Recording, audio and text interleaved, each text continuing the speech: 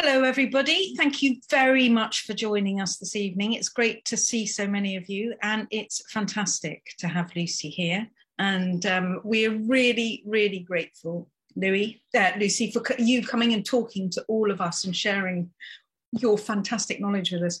So first of all, let me tell you a little bit about Smash. Christine and I are two of the co-founders of Smash, together with Mahesh Ramachandra. He's our third co-founder. We are both producers, and we have been in the creative industries for quite a long time. And we started working on the idea of Smash a few years ago when we were working with Creative England as part of their co-producers course. And we realized it's really, really hard to get your ideas in front of the right people. And what we decided was to create a platform that helped content creators pitch their ideas and then gave them the opportunity to connect with people in the industry. So essentially, Smash is an IP marketplace. It's going to be a three-sided marketplace. At the moment, we've been focusing on the content creators, and we would like to bring in the decision makers further down the line. So at the moment, we have a few decision makers on the platform, and they are looking for various pieces of work. So do come to the platform, have a look at what we're asking for, and use the platform to build your pitch that you can then securely share and track with somebody else in the industry. So let me just introduce us now. I know that most of us here already know Lucy, but she's here. We've got her to ourselves for a little while, which is fantastic. She's a very, very well-known writer, and she is she's been in the business for quite a long time, and she is the person behind Bang to Write, which all of us have used, I know, and is an incredible resource for screenwriters and novelists, for tips, for advice, and for interesting engagement right across the industry, because everybody, I know we've been part of the Screenwriters Film Festival or the Screenwriters Festival, and everybody always turns to Lucy and the work that she creates. So Lucy, let me hand over to you. Thank you very much for coming on tonight and sharing this opportunity with everybody. We're really keen to get you working. Okay. And to see what to come up with. Log lines are so important, so thank you. Yes, log lines are super important, really are. And so thank you very much for inviting me onto your platform today with Smash Media. And I'm going to be doing a very short presentation about the top logline mistakes that I see. And then I'm going to be looking at some log lines and kind of doing the Bang to Write treatment on them. Okay, so, hold on to your hats. No, I'm not really cruel. I'm honestly not. You know, a lot of people think, oh no, she's going to absolutely eviscerate me, blah, blah, blah. But no, I've always been of the opinion that writers are some of the bravest people, because we have to kind of deal with non-stop rejection, non-stop people complaining about our work if we're lucky lucky enough to get it produced, and also just people just telling us we're not good enough all the time. It's really, really harsh, actually. As an industry, it's really tough, because it's basically like going on non-stop job interviews over and over and over again, and maybe not even getting paid for it and all that kind of stuff. It's tough. It's really tough. So writers have my undying respect. So I'm never going to eviscerate people on a Zoom call. So first things first, then I'm going to do a very short presentation. Okay, can everyone see that okay? Yeah, thank you very much. Brilliant. Okay. Fabulous. Okay, so this is called the top 5 logline mistakes that writers make in conjunction with Smash Media. I've also got a course called Logline Hacks that I know a lot of the bangers have done over at bangtowriteteachable.com. There's also a variety of resources that you can download from bangtowrite.com for free that you don't have to register for, including a logline cheat sheet, which I'll be showing you in just a moment. But first things first, then, let's talk about the top 5 logline mistakes that writers make. Okay, so first things first, why listen to me about this? Well, I've been a script editor now for roughly 20 years. I mean, I started off as a script reader, like most people. A script reader is someone who reads scripts for a producer or a literary agent or a competition or a contest or whatever, with the hope of assessing it, finding something that their boss will want, and then passing it up the chain. Now, of course, the vast majority of spec screenplays don't get passed up the chain. They literally fall at the first hurdle, unfortunately. And sometimes, these days in particular, they may not get off the starting blocks at all because the logline doesn't work. Now, not every single place will take on board loglines and pitches, but I mean, if you're going to pitch fests, whether they're virtual or real life, or you're networking with people, those kind of things, then you probably will be asked that immortal question: what are you working on? And being able to actually deliver your logline in a conversational way can actually be one of the key things of opening doors for yourself in this industry. So it's always worth having a very strong logline so you can answer that question: what are you working on? Okay, so basically, as a script editor for 20 years, I've heard what works. It's said in the industry that it takes less than 30 seconds to hear and appreciate a good pitch. And that's definitely been my experience. Every time I've worked with a company who've gone on and taken on board a particular idea for whatever reason, everyone's kind of gone, yep, that's it. It's kind of like, I know it when I hear it. And that is definitely something that does seem to happen a lot. Okay. But more importantly, I've heard what doesn't work. And I literally read loglines all the time. I'm like one of the most nosy people in the history of the world. If people are sharing loglines, you can bet your pants I'm reading them. I love to read other people's pitches in Facebook groups, and there's that logline site, and people put them on Twitter, and I see them in submissions. I'm just super nosy, and I love to read other people's loglines. And unfortunately, many of them have big problems. Okay, so great loglines are needed. You know, I'm sure there's a lot of great scripts out there. There's not as many as you probably think, because other things come into play, like budget and relevancy and what people want to make and things like that. But we definitely need good loglines to get the attention of producers and agents in particular. Okay, now you can talk about these loglines in real life, like I mentioned a moment ago, or online. It doesn't matter. You know, when I say pitching conversationally, I mean just always having it ready, you know, because you never know when an opportunity is going to turn up. And the vast majority of screenwriters that I've worked with have seen these opportunities, even understood that there is an opportunity looking them in the face, and because they can't find the words to describe their story effectively, or worse, they do it in an ineffective way, that opportunity dissipates, and that's such a shame. And that's why I always encourage all the banter writers to have super deluxe polished loglines ready to go, that they can just deliver just straight off the tongue. Boom, this is what I'm working on. Okay, so, and also we need logline just in general as well. So things like pitching situations, networking situations, but also in the draft as well. I always think it's really useful to have a logline that I call the baseline. So in other words, you start with a logline, and that is your baseline for your project. So as your draft develops, you can make an informed choice about, is my draft evolving, or am I going off at a tangent?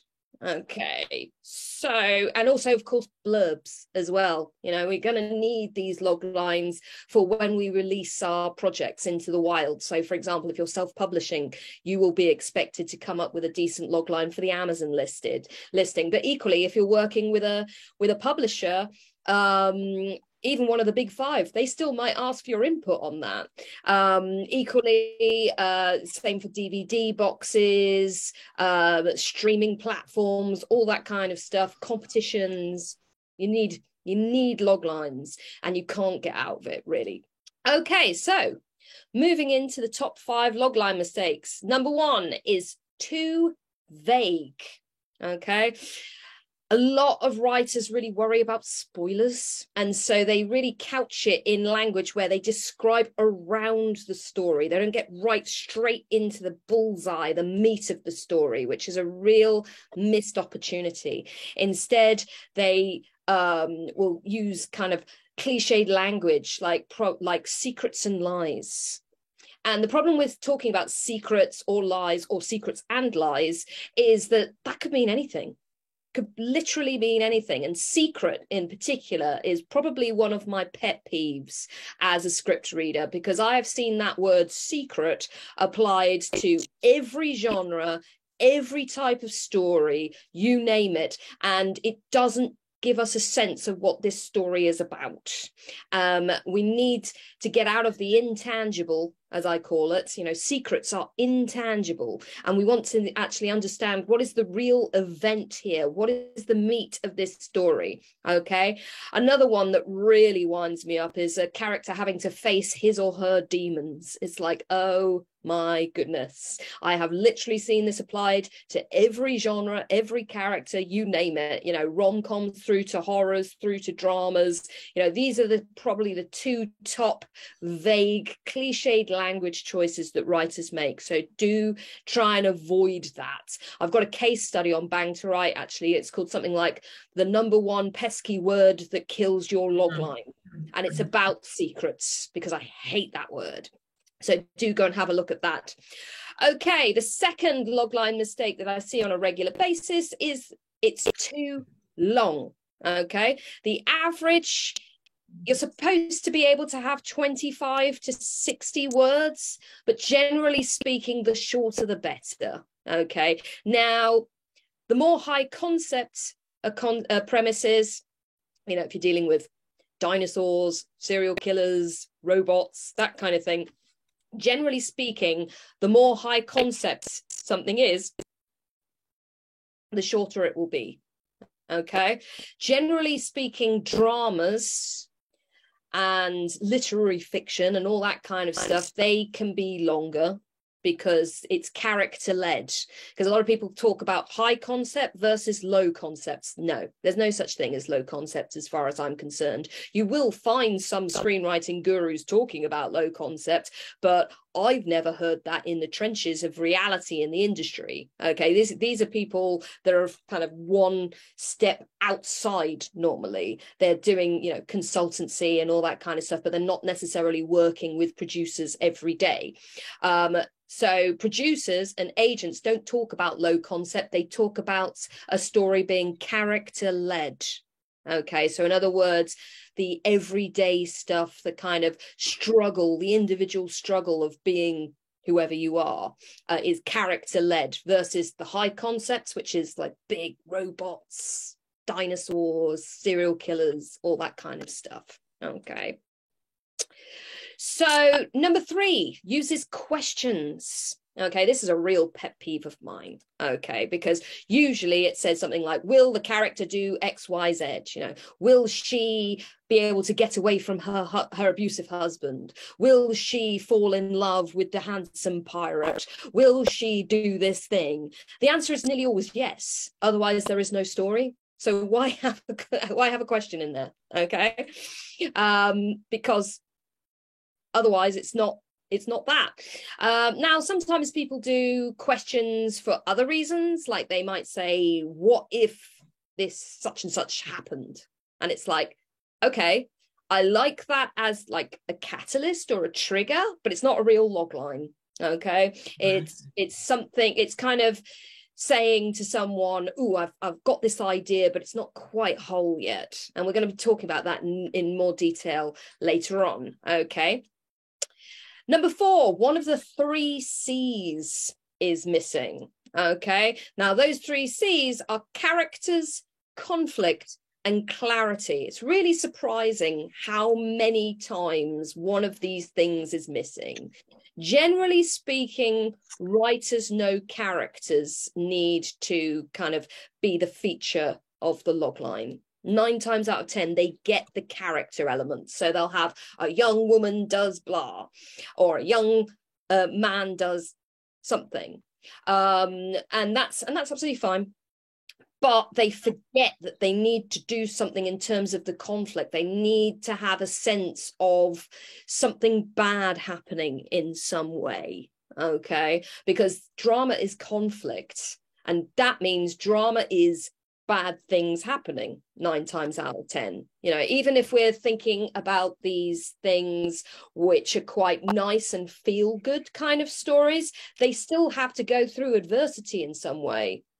You know, nobody watches a movie or reads a book or watches a TV show about everybody just having a wonderful time. That doesn't happen. You know, always there are misunderstandings or life and death stakes, or there's a giant robot or something. Something is threatening the status quo in some way. Okay. And then very often, because they've not put enough conflict in, the clarity suffers. So I'm like, I don't really know what this is. I don't know why we're watching this. Okay.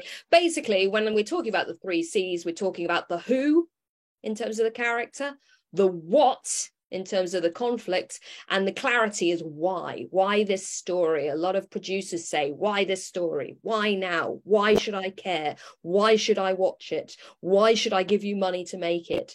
So these are the who, what, why needs to be kind of underpinned in your logline. Okay, so the 5th one, oh, and the why is missing the most, I should have said. Okay, so the last one then is no stakes. What do I mean by no stakes? Well, what are the characters up against? As I said a moment ago, if drama is conflict, everything, you know, there has to be a reason that people are watching, and they need to be able to kind of, root for your character. That's the whole point, even if it's a feel-good piece, okay? What if they fail? Is always a great thing to include in your logline, even if you just hint at it, you know, giving this idea of the stakes, you know, what if they fail is a really great question to really kind of consider, okay? Why are we watching? Producers love to know this. Why are we watching, or why are we reading? What's the point of this story, okay? Because remember, we don't watch stories or read stories about characters, okay? Even in a character-led piece, okay? We watch stories or read stories about characters who do stuff for some reason, okay? And it's this part, there's some reason on the thing, and sometimes the things they're doing as well, that's usually missing from a logline in some way. And that's usually to do with the conflicts. Okay, so that's my presentation, the top 5 logline mistakes that writers make typically. In a moment, I'm going to show you the logline cheat sheet that you can download straight from Bang to Write in the PDF gallery. Smash very kindly said that I could tell you about my special offer on at the moment. All the Teachable courses for Bang to Write over on bangtowrite.teachable.com, they're all 50% off. Okay, so if there's any course that you want, even if you can't take it right now, you have lifetime access, so you can take it another time if you're too busy this summer. So that includes things like submission secrets, online confidential, the platform building course, my screenwriting course, any of those 50% off, but only till July the 31st, which is this Sunday. Okay, so grab it while you can. Right, so let's have a look at the logline cheat sheet. Fantastic, Lucy. Thank you. Absolutely. Sorry. They're absolutely brilliant, but I'll have a chat afterwards. We'll talk afterwards. Yeah, sure, no problem. So we've got the logline cheat sheet. If you go to bangtowrite.com/resources, you will find the resources page. At the top, there's like a free ebook that you can download, and there's a free course if you haven't done that already. And then if you scroll down, there's a PDF gallery. And one of the most popular free resources on Bang to Write is the logline cheat sheet. I put it up there about 2-3 years ago, something like that. And it's got one of my favorite logline hacks on it, which is another course by Bang to Write, which I know some of you have done already. And I love logline hacks because they are like little formulas or templates or whatever you want to call them that remind us what we need to have in our logline. Because one thing that I discovered when I was working with bangers before is I was talking about the 3 C's mostly, and they needed more of a framework, I discovered. So I went on a mission and I ended up finding about 20 odd logline hacks that people could do to actually inform their loglines. And my favorite one is this one: when inciting incident occurs, a specific protagonist must do something, or stakes, or this bad thing happens. Okay, and I love this logline hacks because it makes it so simple. And the course has got like 19 or 20 others as well. Okay, and other things that you can actually think about when coming up with your logline as well. So the very important first is what kicks off your story. What is the inciting incident? Who is your protagonist, this specific protagonist? Okay. Now, generally speaking, people say to me, should I name my protagonist in the logline, or should I just actually describe who they are? And I think it can depend, but 9 times out of 10, for a speculative work, you probably don't want to name them. So rather than just saying, so for example, if we were doing the logline for the Hunger Games, we would say when her sister is picked for to go in the arena, a young woman must stand up and volunteer in her place, or her family will be, thrown in jail. Because that's what happens in the Hunger Games. Now, we know now that young woman is Katniss Everdeen. And she's an iconic character now. She's only been around for 10 years, and yet she has made such a cultural impact. Young girls in particular absolutely love her. I love her. I think she's a really fantastic character. The books even more than the movies. But we probably, if I was selling the Hunger Games, if I was lucky enough to write something as iconic as the Hunger Games, I wouldn't be pitching her name, Katniss Everdeen, because I think it would be quite distracting, especially because being a fantasy property as well, Katniss is quite an unusual name. So I think that would actually draw someone's attention too much on the logline. So yeah, probably you're going to write something like a young mother, a young woman, a lonely professor, whatever you want, a big, whatever, adjective followed by whoever they are. Okay, so what do they want or need? There's this objective here.